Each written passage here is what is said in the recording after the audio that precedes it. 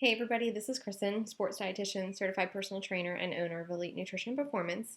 I'm here with you today to talk to you about my journey of going on stage to compete in a bikini competition. If you've been following this video blog at all, you'll have seen a little bit of progress so far. I just completed my third week, and so I just wanted to check in with you about how the progress is going. Everything's going really, really well. So far, I have dropped somewhere between 3 and 4% body fat. I've only lost about a half a pound, but I've put on a considerable amount of muscle and I've lost body fat, and I'll be posting pictures on the Elite Nutrition Performance blog. So make sure that you go to the website elitenutritionperformance.com and click on blog, and you'll see those pictures. So like I said, I wanted to talk to you today about my continued progress, but I also want to talk to you about grocery shopping. So this is something that's really, really important, whether you're competing in some type of a competition or you're just trying to eat healthy or lose weight or whatever the case may be. So this is something that everybody can really benefit from. So hopefully someone learned something from this video. If you've listened to the last videos, you'll know that I have a number of food intolerances. So I actually wind up cooking a lot of foods myself. A lot of my clients always ask me, well, what are the best foods to buy that are, quick and easy? And I do buy some of those things, but to be quite honest with you, my grocery list is pretty simple. I don't buy a lot of pre-made things just because of the food allergies that I do have, and a lot of those things just mess things up. So I do a lot of my own cooking. I really like to cook, and I'm okay with that, and it's cheaper. So I just got back from the grocery store, and today I spent about $160.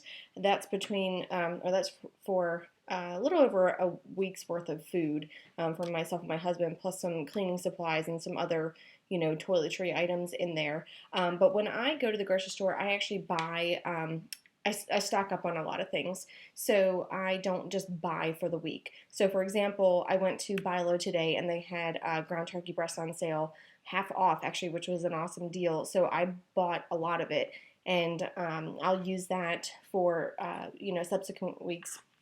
We actually have a reach-in freezer, and we put a lot of our meat in there, and we just freeze it for the rest of the month. For example, last week, pork tenderloin was on sale, so I bought a couple of those, and that's in the freezer. So anyways, the $160 that I spent today is not just for this week. It'll carry over to other weeks, and that's the best way to do it. You wind up spending a lot less money that way, because if you buy things that are on sale, then you don't have to buy them next week when they're full price again. So I have my grocery shopping list here written out, and I'm just going to kind of go over what the basics are that I buy. When I do my grocery shopping, I usually go to a combination of stores, but the main places that I go to are Publix and Sam's Club. So Sam's Club, I get my big bulk items like bags of frozen chicken breast, bags of frozen fish. I generally buy wild caught salmon and flounder from there, as well as the big bags of frozen chicken breast, big containers of eggs, some milk, and some other meats like some ground beef, those types of things, some frozen vegetables, but everything else, smaller items, I get that from Publix. So my when I go to the grocery store, I kind of divide everything up into a couple different categories. I have my meats and my proteins, as well as my grains and my carbs, produce, and then just other miscellaneous items. So on my meat/protein list would be chicken breast, fish, so like I said, salmon and flounder. I get the Alaskan wild Alaskan caught, and the reason being for that is because it has a higher percentage of omega-3 fatty acids, because the fish are actually eating what they're supposed to be eating in their natural habitat, whereas if you get farm raised, they actually feed them corn, which is pretty disgusting because fish don't eat corn, and the problem with that is it does not allow the omega-3 fatty acids to build up in their body. They actually have a higher percentage of omega-6 fatty acids, which is a good fat, but unfortunately we get such a high amount of that in our diet already, and when we eat too much omega-6, that throws off the ratio of omega-3s to omega-6 fatty acids, and that's where we get this part of the reason why our inflammation levels are so high in our bodies, and that can lead to heart disease, plus it's a lower recovery from our workouts, that sort of thing. So try to stick with the wild caught, and I always buy them frozen rather than fresh, unless they're on a super duper sale, because they're a lot more expensive when they're fresh. So aside from that, I'll buy shrimp, ground turkey breast, not ground turkey breast, pork tenderloin, 93.7 or 90.10 ground beef, sirloin or flank steak. Generally with beef and pork, you always want to get something that has loin in the name, so you'll know that those are the leaner sources. I also get eggs, low-fat cheese. I really like Cabot brand. They have a 50% light and a 75% light, which I think tastes really, really good. You won't know that you're eating low-fat cheese, so I recommend those.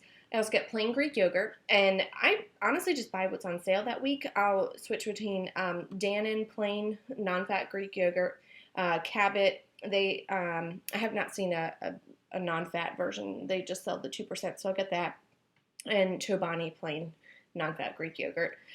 Milk, I am lactose intolerant, so I will either have Fairlife skim milk, or I will get almond or cashew milk. But just know that if you get almond or cashew milk, it does not contain any protein. So I only use those milks in my coffee, or if I were to make overnight oats or something like that, then I'll put a protein powder in there. So just FYI on that. So my grains and my carb list, I use gluten-free bread because I'm gluten intolerant. So I use Udi's brand, or Udi's, I'm not sure how to pronounce it. So that's actually the best one that I have found so far. Quinoa, brown rice, sweet potatoes, red skin potatoes. So I don't really like just your regular old standard russet potatoes that much. I really like the thin skin on the red skin potatoes, so I buy those. Old-fashioned oats, like just the Quaker old-fashioned oats or rolled oats, whatever you want to call them. And that's basically my grains and my carbs list. Not very interesting. And then produce, I get baby spinach, mushrooms, green onions, peppers, cucumbers, tomatoes, and then other things that are on sale. It just varies week to week what I'm in the mood for. Asparagus, broccoli, kale, zucchini, yellow squash, those types of things. The rest of those things, I'm getting frozen vegetables. So I'll get like bags of frozen broccoli, carrots, cauliflower. I don't know, whatever I really feel like that week, and basically what's on sale again. I'll also get frozen fruit sometimes. Sometimes I'll get fresh fruit. I don't really eat a whole lot of fruit, but from time to time I want something, so I'll usually get a couple bananas or apples. Now my others list is just kind of miscellaneous items, so things like peanut butter, olive oil, spices that I'm running out of, chia seeds, flax seeds, nuts, chicken stock, olives, pickled jalapenos, hot sauce, those types of things. So that makes up my miscellaneous list. And I picked out a couple of recipes today that involve some other Asian things like soy sauce and hoisin sauce. I bought those today, but that's not the norm. It just really depends on from week to week. So that's my general shopping list. And I'm going to actually bring you to my fridge so you can see what it looks like. So let's head over here. So you can see right now it's pretty stocked up with a lot of food.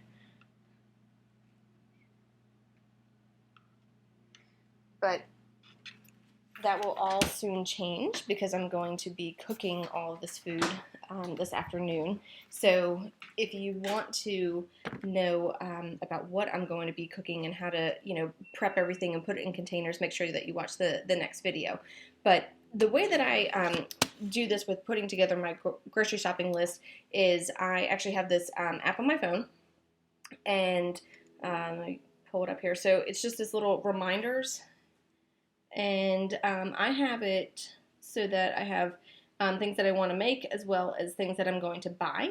So if I pull up my buy list, this is my whole shopping list here, and I can just type in what I want, and then when I when I'm done, when I've bought it, I just check it off and then hide completed, and then the list is gone, or the items that I bought are gone. So that makes it really easy. So what I do on a Sunday morning is either while I'm eating breakfast or afterwards, I'll actually just put together what recipes I want to make, and then I'll make my list based off of that. So the recipes that I'm going to make, I just put together this list here. So I have a couple things that I'm going to make for this week. And so really what I do is I just, look at what I have available, what I need for these recipes, and then I also try to go online and see what's on sale that week and try to match everything up based off of that. But generally the recipes that I'm making are not usually anything too, crazy. So I try to make the recipes pretty simple and not too many ingredients. So this week I'm making chicken lettuce wraps like you get from P.F. Chang's. Really excited about those. Tomato, avocado, cucumber salad, baked chicken with spinach and artichokes. I'm going to try out a quinoa pizza. I've never tried it before, but we're going to see how it goes. Jalapeno popper quinoa bites. They're like little muffins. I'll also bake up some chicken and bake up some fish and that sort of thing, and have that for the week. So all these things I actually cook ahead for the week. The only thing I do not make ahead for the week is shrimp, because that's just gross. That's not going to stay well for multiple days. So when I do this, I usually put half in the fridge and then half in the freezer. So just a couple of tips on grocery shopping for anybody that's on a budget, which pretty much everybody is unless you have lots and lots of money. So what I do is I know this is so, age-old saying, but I really try to stick to what's on the outer perimeter of the store. Those things are usually your healthy items, and they're not going to be things that are pre-made. You have to make them yourself, and you do have to pay for someone else's labor. So if you want to save money, do the work yourself. Buy plain chicken breast and bake it yourself. It does not take very long to turn the oven on and put the chicken on a baking sheet and throw it in there, and you can go do something else while that chicken is baking. Buy what's on sale. Always try and buy what's on sale that week. So with fruits and vegetables, I only buy what's on sale, and then I just kind of buy the things that are on sale, and it kind of gives me built-in rotation for that week. So one week apples might be on sale, I'll buy those. The next week bananas might be on sale, or oranges, and so I'm not getting the same thing every week. And that way you actually mix up your nutrients and get a lot of different vitamins and minerals in, instead of eating the same things every single day. I also, just in anything in the grocery store, stock up on sale items. So like I said at the beginning of the video with my ground turkey breast, that was half off. So I bought a couple packages of that. So I have that for, multiple recipes that I can use later on this month. And the last thing is just sticking to the basics. So you just want to get basic items and cook them yourself. You can make a lot of different things with just buying those basic items that I listed off, like chicken, ground beef, quinoa, brown rice, whatever. And if you're a vegetarian or you're a vegan, obviously your grocery list is going to look a little bit different than mine does. But you buy those basic items, and then you can make a million things from those. So I definitely recommend getting a lot of spices. I'm going to show you my spice cabinet. It is very well stocked. You can see all that. I have lots of spices in there. And that's for a reason, because I can do a lot of different things with those. The other thing is with picking out what foods to make, I really, really recommend getting a Pinterest page if you don't have one already. If you want to follow me, just search for Chris Tice 1, so KRISTICE 1, or Elite Nutrition Performance, and you'll see all of my recipes that I have on there. All the recipes that I picked out for this week are on my Pinterest page, so if you want them, feel free to go on there and get them. The other thing is I have a cookbook here. I mean, this is just like a little binder that I've put together over the years of recipes that I really, really like. And this makes my life a lot easier, because I have these go-to recipes that I can use whenever I want, and I know that they're good because I've used them many, many times. So these are just my tips. Hopefully these help you, and if anybody has any questions, feel free to ask in the comment section, and I will certainly comment on them in the next video. Like I said, if you want to watch the whole meal prep process and cooking everything, make sure you watch our next video. Thanks for watching. Bye.